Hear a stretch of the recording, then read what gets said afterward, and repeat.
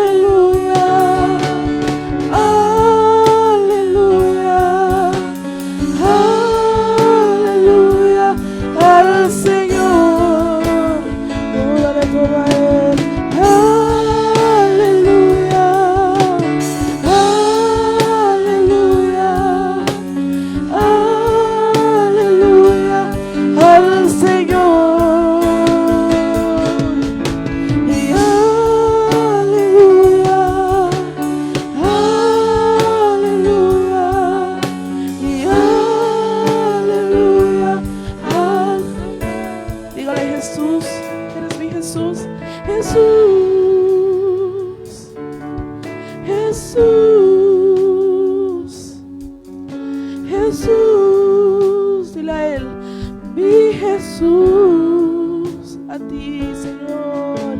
Jesús,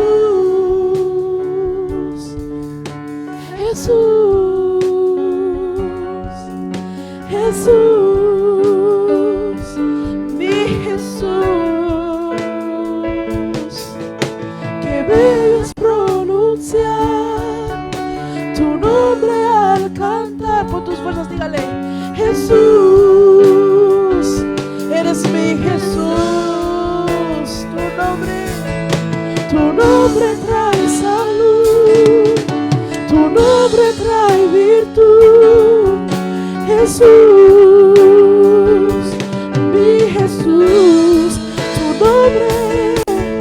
tu nombre trae salud, tu nombre trae virtud. Jesús, mi Jesús. Aleluya, sea a ti. A ti damos toda la gloria. Gloria sea, Señor. Glorioso eres tu amado. Te cantamos, aleluya. Aleluya. Y aleluya. Aleluya al Señor. Aleluya. Y aleluya. Aleluya al Señor. Una vez más dile a Él, qué bello es pronunciar, qué bello es pronunciar, dile a Él, tu nombre al cantar. Jesús, mi Jesús, tu nombre trae salud, tu nombre trae virtud. Jesús, mi Jesús, qué bello es pronunciar tu nombre al cantar. Jesús, mi Jesús, tu nombre trae salud, tu nombre trae virtud. Jesús, mi Jesús. Ahora alza tu voz y cántale. Aleluya, aleluya, aleluya al Señor. Y aleluya, aleluya, y aleluya al Señor. Cantamos.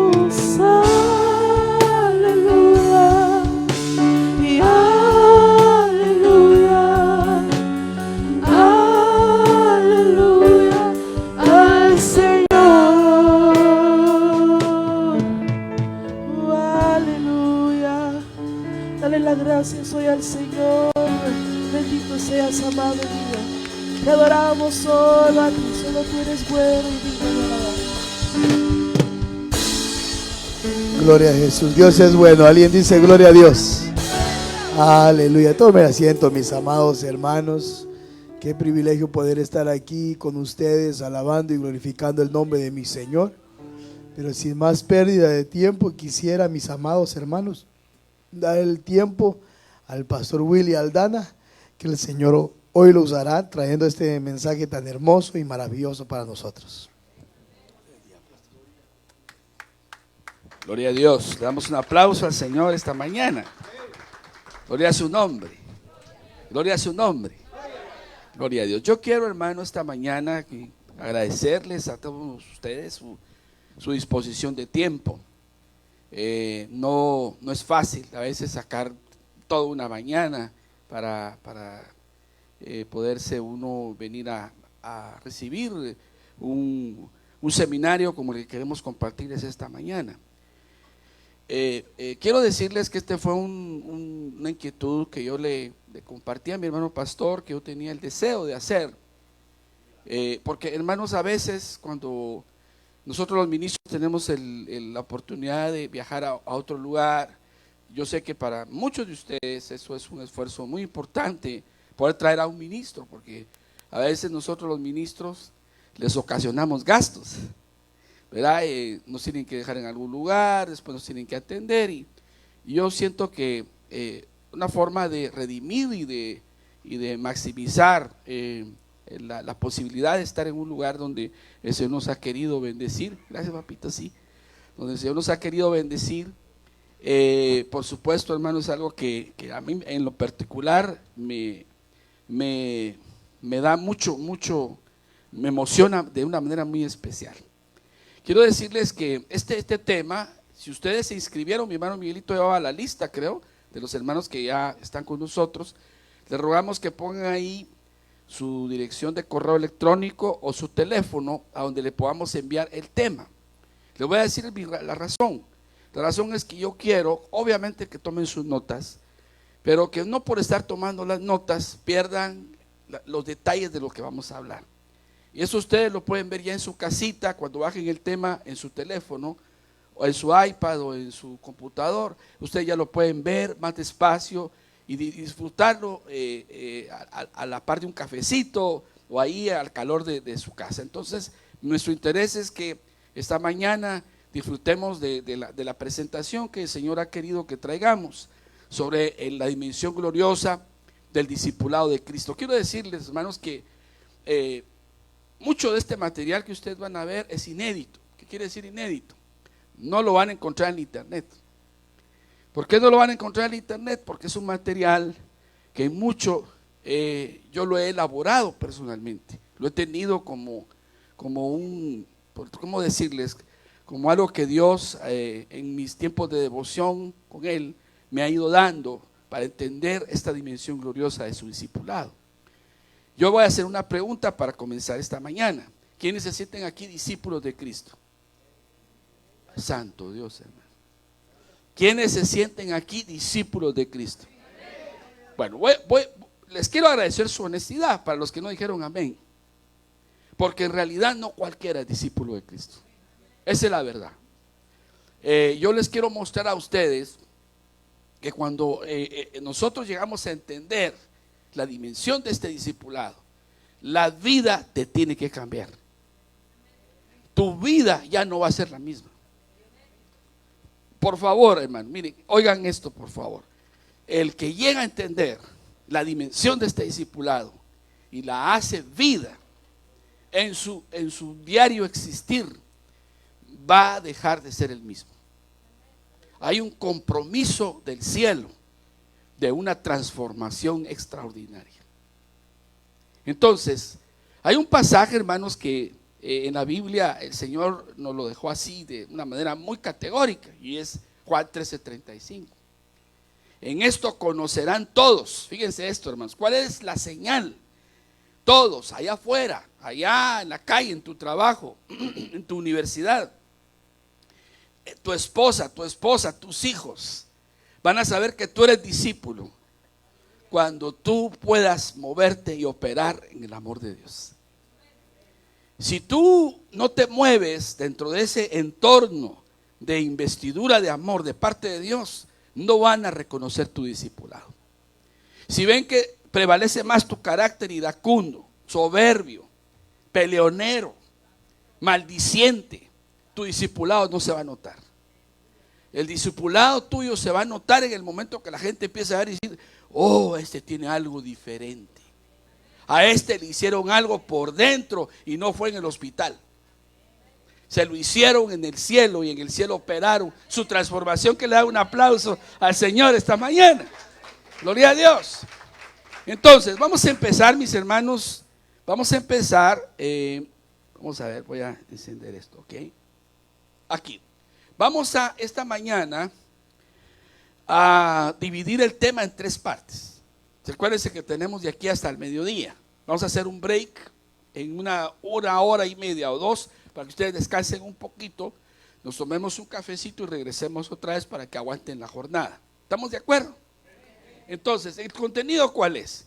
En este contenido, la primera parte, vamos a ver el secreto de este discipulado. Se basa, hermanos, en lo que yo entiendo como tu relación con Dios. Ahí vamos a ver ahorita cuáles son esos niveles de relación con los cuales tú puedes entender ese discipulado. ¿Qué vas a entender ahí? Vas a ver la realidad de un Cristo resucitado. Vamos a estudiar la escala de esa intimidad. Vamos a ver las 14 diferencias entre ser un creyente y un discípulo. Y las 5 imparticiones espirituales que ocurren en el momento que tú decides entrar a su círculo de intimidad. La segunda parte va a consistir en estudiar su modelo. ¿Cuál es el modelo de ese discipulado? Ese modelo se basa en que el Señor te va a dar una enseñanza privada y revelada de su palabra. El hermano te la va a engendrar por espíritu. Él te va a enfrentar a tormentas. Hermano, recuérdense que este discipulado no solo es teórico. Este discipulado es práctico. Este discipulado es práctico. A un niño para caminar hay que ponerlo a que se caiga. Pero eso le va a enseñar a caminar. Nos va a exponer a poderes espirituales gloriosos. Nos va a poner, oigan esto por favor hermano, en situaciones extremas. Es parte de su modelo. Si tú ahorita andas protestando: Señor, me pusiste en la orilla del precipicio, es parte del discipulado, donde Él quiere que tú aprendas algo de Él. Y nos va a llevar a conocer el poder de su resurrección. Y para cerrar, ahí vamos a hacer la pausa. Vamos a tomarnos un cafecito, regresamos y vamos a cerrar con algo que yo siento que eso va a estremecer su vida esta mañana. Y es lo que he llamado el síndrome de Pilato. Van a ver ustedes en qué consiste ese síndrome. Ese síndrome, los médicos le dicen que es un grupo de elementos que caracterizan un comportamiento. A Pilato lo caracterizó un comportamiento que lo ha hecho famoso en el mundo entero, y es cuando dicen se lavó las manos. ¿Se ha oído esto? Como Pilato, es una frase muy común. Y como Pilato le dicen a uno, te lavas las manos. Vamos a ver cómo es ese síndrome, espiritualmente hablando, y cómo afecta en tu discipulado. Dicen amén hasta aquí, hermano. Me ayudan a orar esta mañana para que el Señor me dé garganta y me dé fuerzas. Amén. Padre, en el nombre de Jesús, yo te ruego, Señor, que me capacites, que me inyectes de tu fortaleza gloriosa, para que esta mañana, Señor, podamos impartir este hermoso tema que tú has puesto en nuestro corazón, para poderlo llevar a este hermoso pueblo de Lim, Iowa, Estados Unidos. Gracias, Señor, por tu amor y por tu gracia. Gracias por tu fidelidad. En el nombre poderoso de Jesús vengo rompiendo todo ambiente de oposición, todo distractor en la mente, Señor, de tu pueblo que ha decidido venir esta mañana a recibir tu palabra. En el nombre poderoso de Jesús. Gracias, mi Señor. Amén. y amén. Pueden sentarse, mis hermanos amados. Bueno, comencemos. El secreto del discipulado de Cristo. ¿Cuál es ese secreto? El secreto es nuestro nivel de relación. Miren, oigan por favor esto, hermanos. El que no entiende esto no está en el discipulado y cae en la categoría solo de creyente. De eso están llenas las iglesias, de muchos creyentes y pocos discípulos. Vamos a estudiar eso. Entremos entonces. Esta es la llave. La llave es, el Señor dijo en Mateo capítulo 6, versículo 6, dijo: mas tú, cuando ores, entra en tu aposento y cerrada la puerta. Mira, hermano, a mí me llama la atención porque él hace el énfasis que hay que cerrar la puerta. O sea, hay que buscar un aislamiento, hay que buscar una intimidad con Dios en donde no se dé cuenta la gente que tú estás en esto. Esto, hermano, esto que vamos a hablar hoy es asunto de intimidad. Esto se fragua en la intimidad. Mire, hermano, yo lo voy a poner en este plan. Cuando uno decide hacer pareja con alguien y decide de mutuo acuerdo tener a un bebé, ¿dónde se hace ese bebé? En la intimidad. Es donde nadie nos ve, más que la pareja. El Señor quiere entrar en una relación de intimidad con nosotros porque algo grande va a salir de ahí. ¿Sí me entienden? Y miren lo que dice: ora a tu Padre que está en ¿dónde? ¿Que está en dónde, hermano? Está en secreto, Él no está en público. Es que mire, hermano, por eso de las campañas de sanidad divina, de que le creció un brazo, de que le pusieron cabeza nueva, está cerrando el cerebro, le pusieron uñas nuevas. Mire, hermano, son eventos lindos porque hacen crecer la fe. Pero no es ahí donde se hace el discipulado. El discipulado se hace en lo secreto, se hace en la intimidad, se hace donde nadie te ve. ¿Me está entendiendo aquí, hermano? Entonces miren esto, después dice: y tu Padre que te ve en público, ¿en dónde te ve el Señor? En secreto. Ah, vaya. Entonces ahí está sentando un principio. Y dice después: te recompensará entonces ¿en dónde? En público. Nosotros queremos hacer esto al revés. Queremos hacer todo en público y después que el Señor nos hable en secreto. Eso no funciona así, hermano. Primero es en secreto y después lo demás va a venir como consecuencia de lo que viviste en tu intimidad. Bueno, ¿estamos claros? Sigamos entonces acá. Miren, el Señor nos quiere enseñar la realidad de un Cristo resucitado. Pero ¿qué pasa, hermano? No sé si ustedes pueden visualizar lo que está pasando ahí.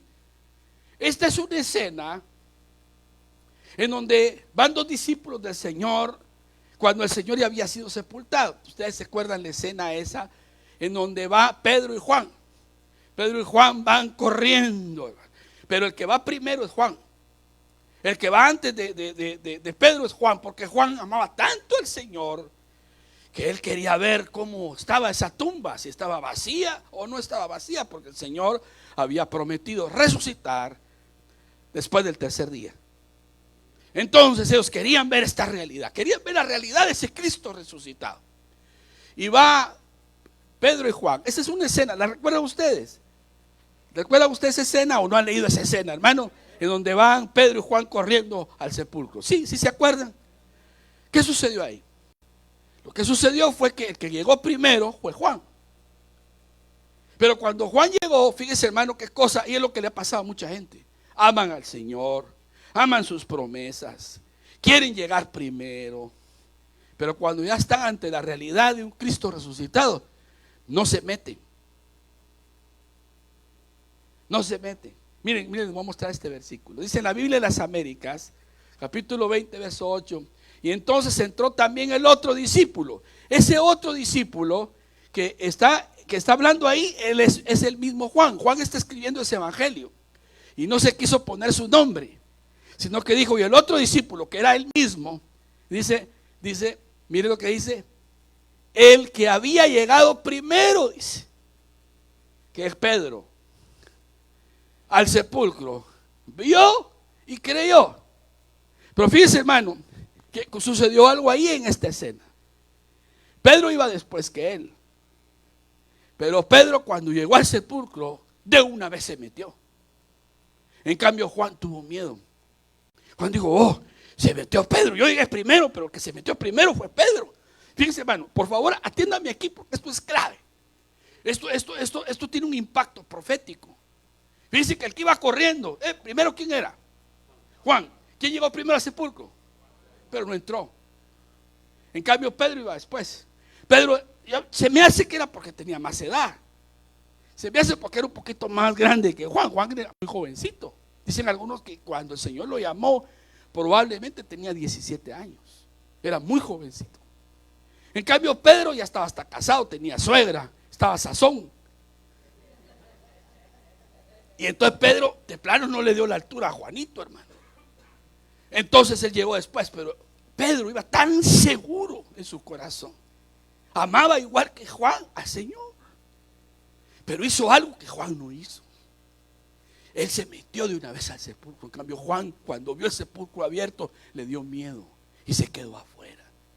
Y él, como a él le dio pena, él estaba escribiendo este evangelio, ¿verdad? Él estaba escribiendo el evangelio de Juan, que no escribió Juan, ¿verdad?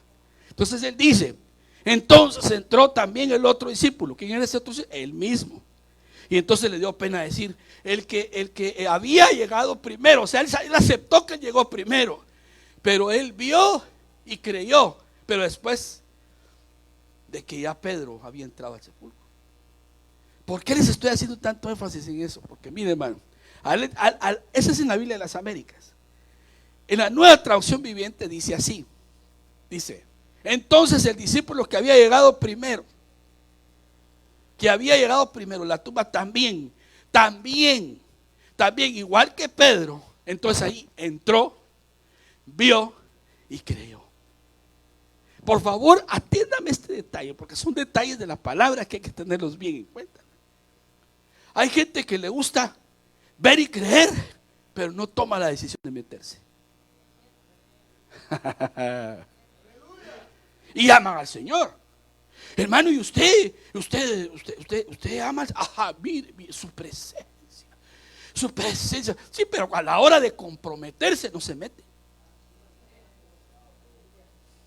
No les gusta la intimidad.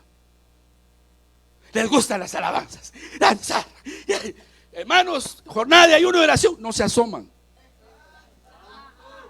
No vienen porque no les gusta entrar. Les gusta ver y creer, pero no les gusta entrar. Mire, hermano, le voy a decir esto. Esto es profético, lo que está pasando ahí. El Señor estaba mostrando en este escenario que hay gente, hermano, que cuando se mete de verdad. Aunque no tenga los 10 y 15 años que tienen otros de estar metidos en una iglesia. Pero cuando llegan quieren todo el pastel, hermano. ¿Dónde hay vigilia? Yo estoy ahí. ¿Dónde hay que trabajar para la obra? Yo estoy ahí. Ahí se meten, ellos entran. No solo ven y creen. Y lo que sucede es, hermano, que cuando uno de pastor, yo lo he visto, hermano, que cuando ellos vienen y se meten, hermano, y se meten con aquella pasión, hermano, a buscar el rostro del Señor. Los viejos, los añejos, los mohozos que están adentro, se ponen celosos. ¿Y ese qué? ¿Qué se cree? Ese que aquí hay que pagar el precio, aquí hay que pagar el derecho de piso. Porque solo ven y creen, no entran. Y Juan sabía, él lo contó ahí con pena. Yo llegué primero, pero el que entró primero fue Pedro. Porque, hermano, necesitamos ser Pedros, no solo Juanes. Necesitamos ser los Pedros que cuando lleguen de una vez, ¡wow!, a la piscina, hermano. Y no quedarnos en orilla a ver si está tibio o caliente el agua. No, hermano, métete. Esto está buenísimo. Esto está buenísimo. Esto cada vez está mejor, hermano. Mire, le voy a decir esto. Paréntesis. Ahorita que el coronavirus está invadiendo el mundo, hasta ahorita muchos cristianos están empezando a reaccionar. Aquí en Estados Unidos, si ese coronavirus se llegara a generalizar, no habrían reuniones como estas. Las prohibirían. Todo tipo de reunión queda prohibida. esto que está pasando aquí es un privilegio. Pero la gente, hasta que ve la tormenta encima, se arrodilla. No se arrodillan antes cuando ven lejos los nubarrones negros, sino que lo hacen hasta que ya tienen encima el tornado, hermano. Aprendamos, hermano, a meternos con Dios aún antes que la tormenta se active. Yo le contaba a mi hermano pastor que este año, cuando empezó el 2020, el Señor me dijo: el 2020 está en mi palabra. Me dijo. ¿Dónde dije yo? ¿Cómo? 2020 en la palabra de Dios. Ahí está, me dijo.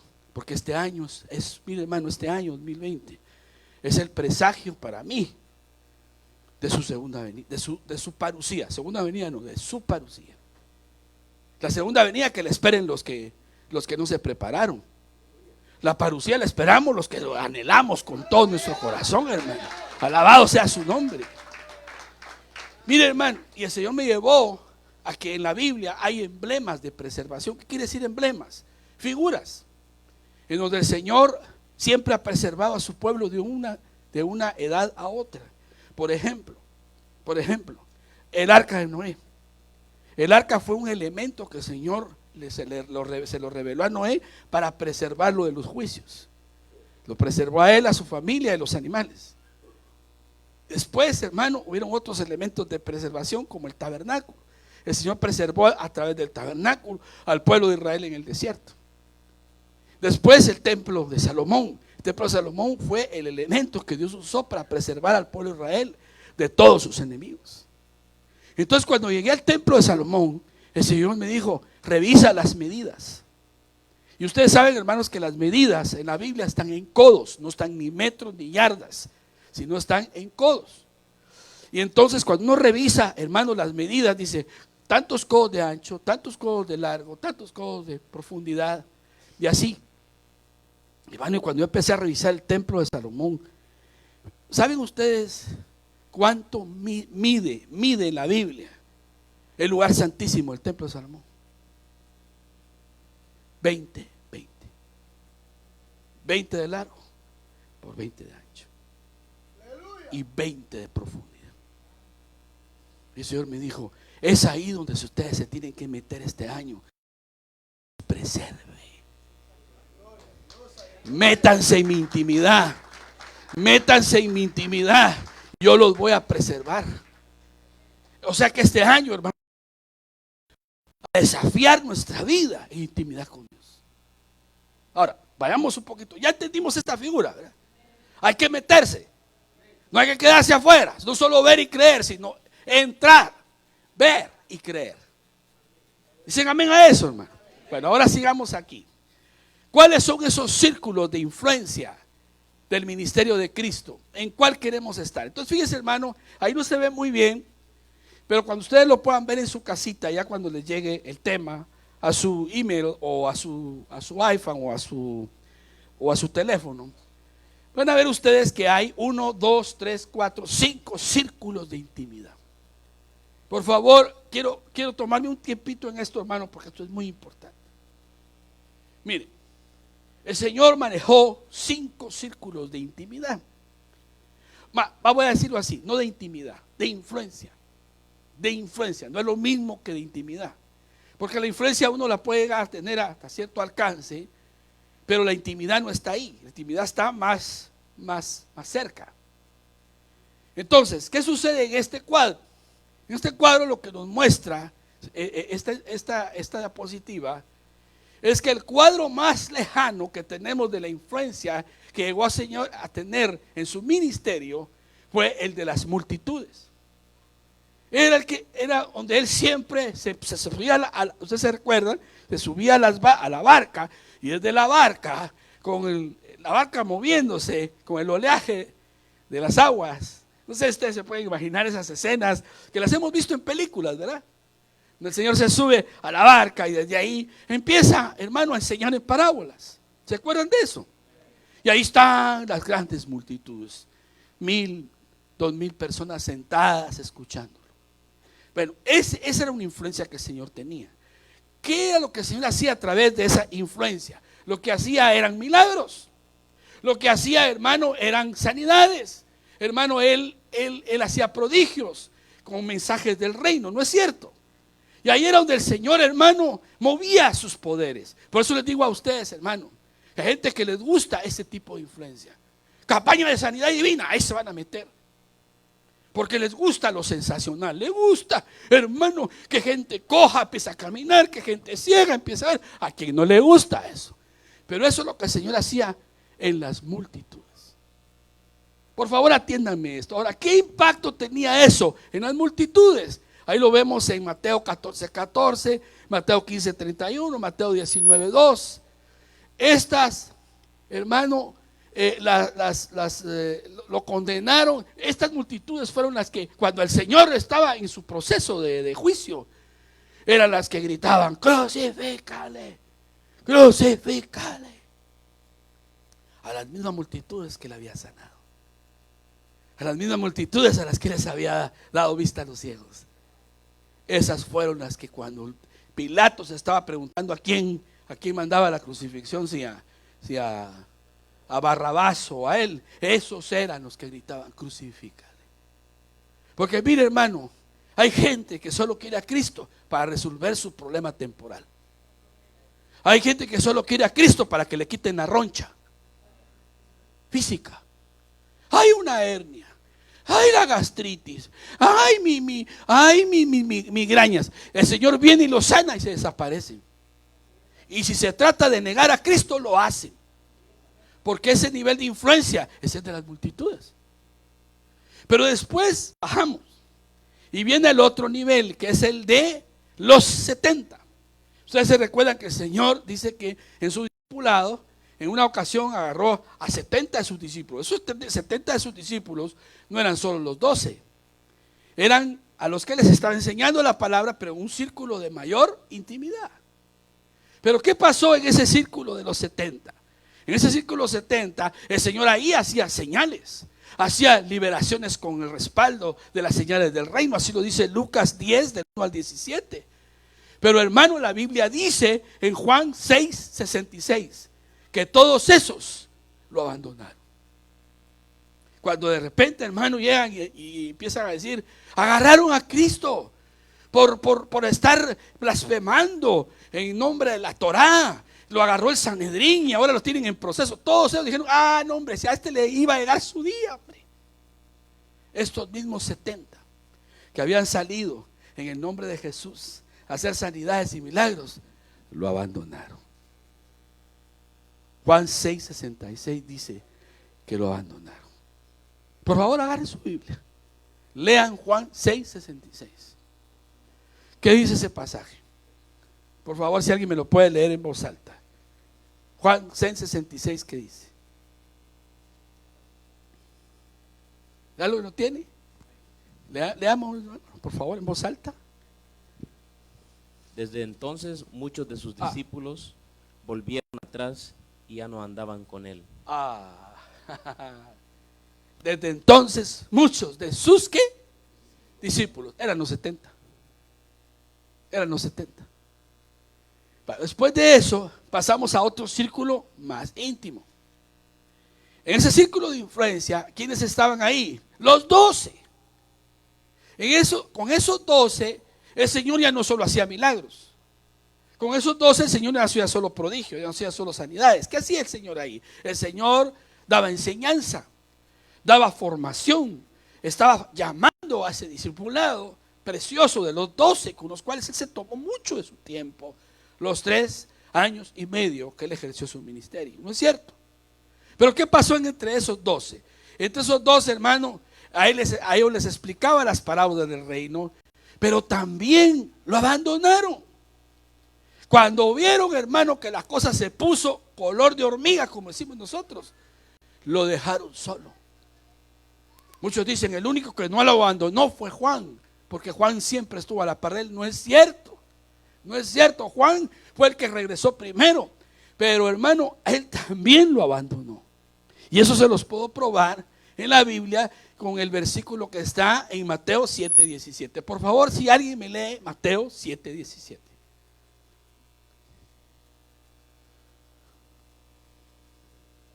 En voz alta, por favor. Si alguien lo tiene, levante su manita para que... Allá lo tiene mi hermano. Ok, gracias. Así, todo buen árbol da buenos frutos, pero el árbol malo da frutos malos. Oh, entonces tiene que ser otro, hermano. Porque esos 12 también lo abandonaron. Y no fueron solo los 70, también los 12. Tiene que ser otro versículo, hermano. No lo puse ahí. Pero es un versículo que aparece en uno de los evangelios que dice que los 12 que estaban con él también lo abandonaron. Lo voy a buscar y se los voy a pasar. No es este que está leyendo mi hermano. Les pido excusas por eso. Pero después, hermano, baja el círculo de influencia. Y ese círculo de influencia ya queda solo con los 3 de los 12. Porque se acuerdan que el Señor siempre llamaba a Pedro, a Juan y a Jacobo a experiencias más íntimas. No sé si ustedes se acuerdan de eso. ¿O no, hermanos?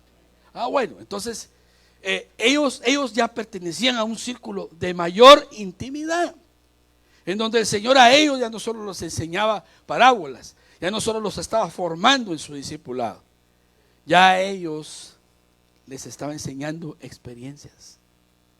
Nosotros podemos ver, hermano, que a estos 3, hermano, ya los llevó al monte de la transfiguración. A estos 3 ya los llevó al monte de Getsemaní. Allí ya hubieron experiencias más profundas y sobrenaturales. ¿Se recuerdan de eso, hermano? Que Él no jaló a los 12 para esas experiencias, solo jaló a 3. O sea que el Señor, en la medida que va siendo más impactante y más profundo su discipulado, va cerrando su círculo de influencia. Y luego de eso pasamos al más íntimo, al de Juan el apóstol. Fíjense, hermano, que Juan el apóstol tuvo experiencias que ni siquiera tuvieron los 3. Juan el apóstol vivió en el círculo más íntimo del discipulado de Cristo.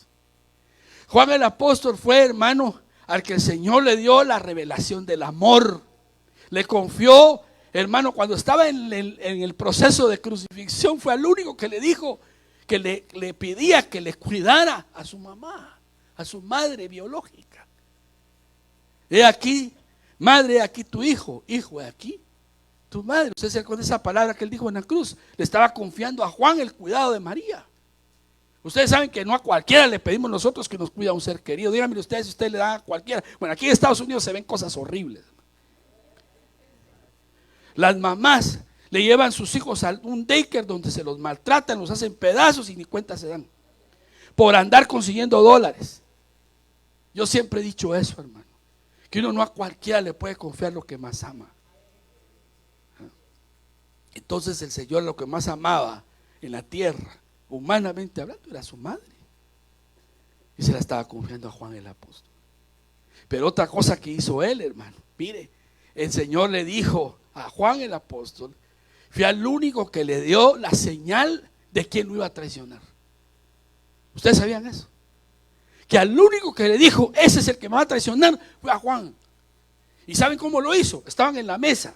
Eso está bien claro en la Biblia, hermano. Estaban en la mesa en la última cena. Y entonces estaban compartiendo los alimentos. Y el Señor dijo, uno de ustedes me va a entregar.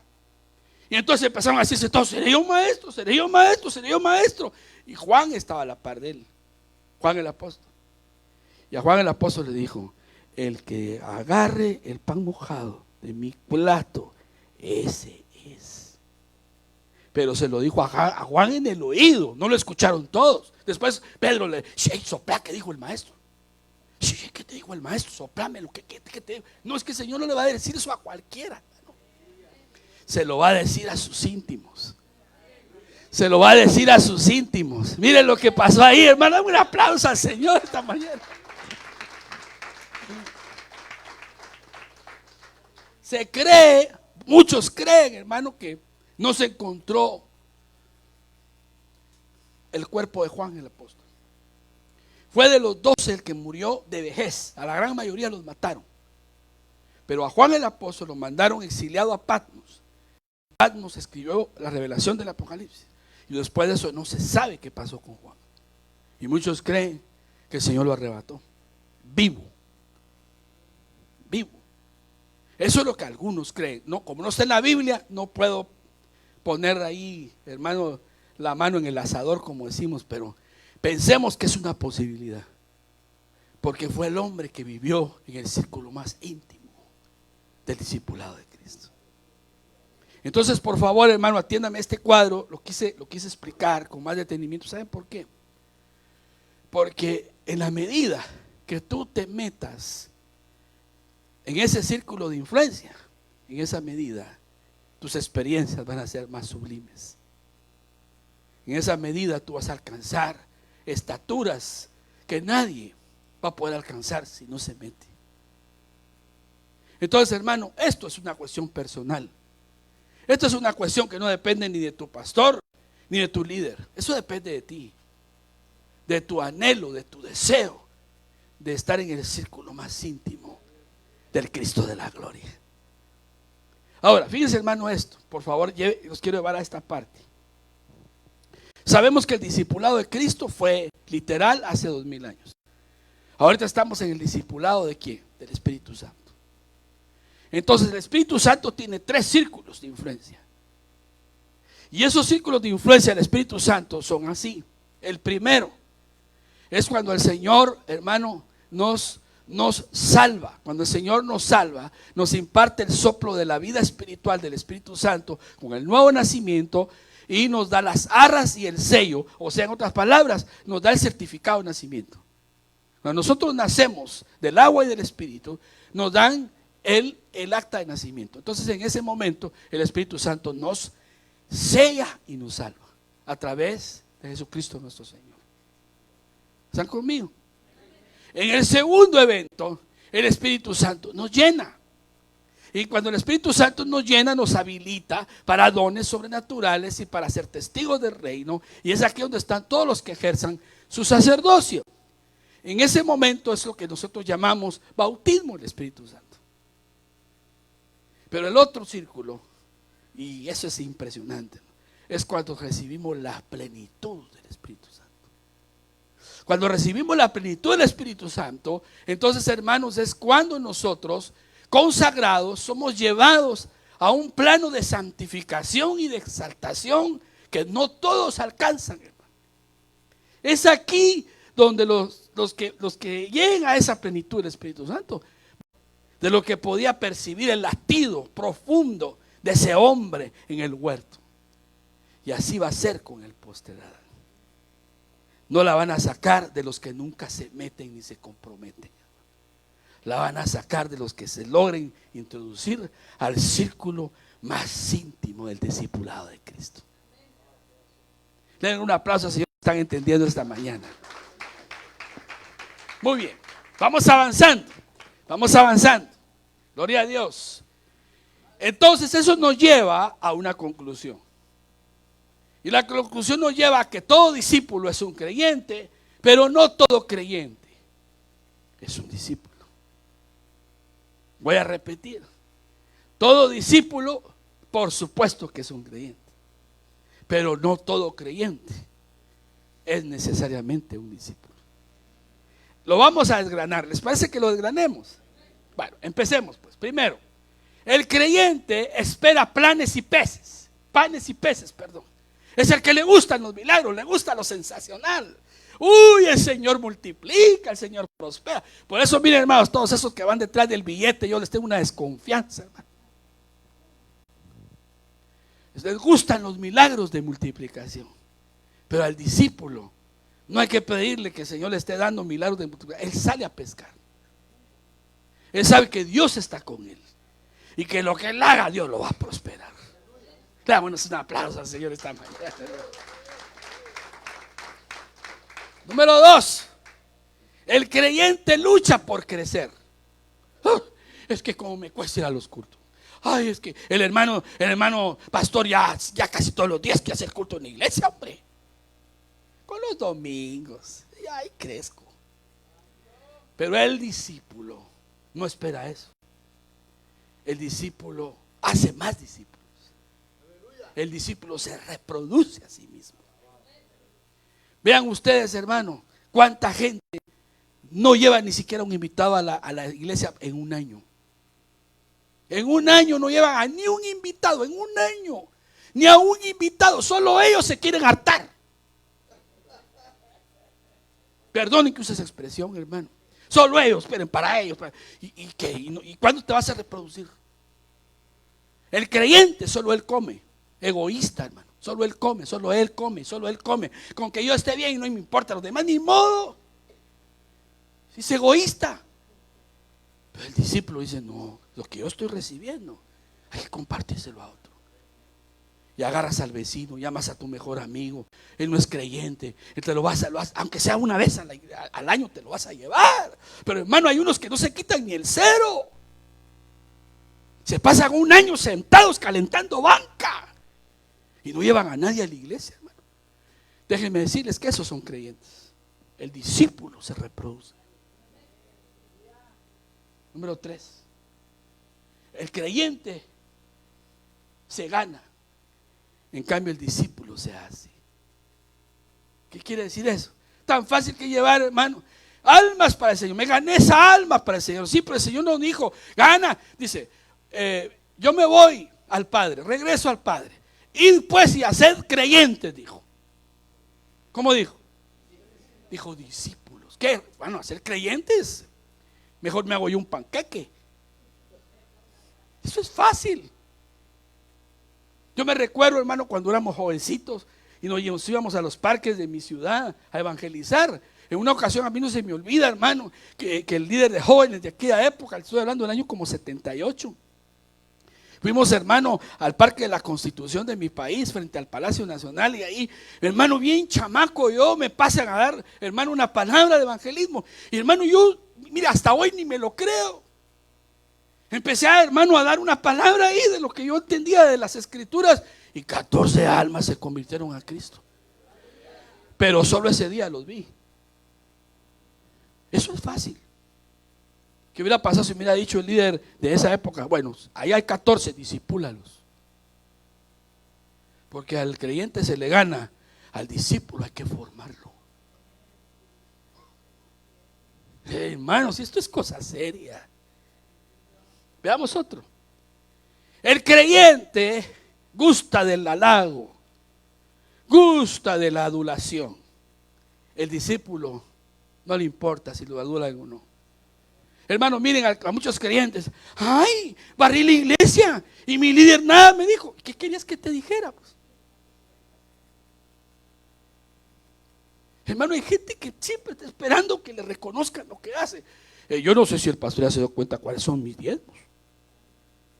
Porque los míos son bien generosos. De plano el traje que tiene puesto yo lo pagué. Como dicen allá, hermano, cuando lo ven a uno en su carro.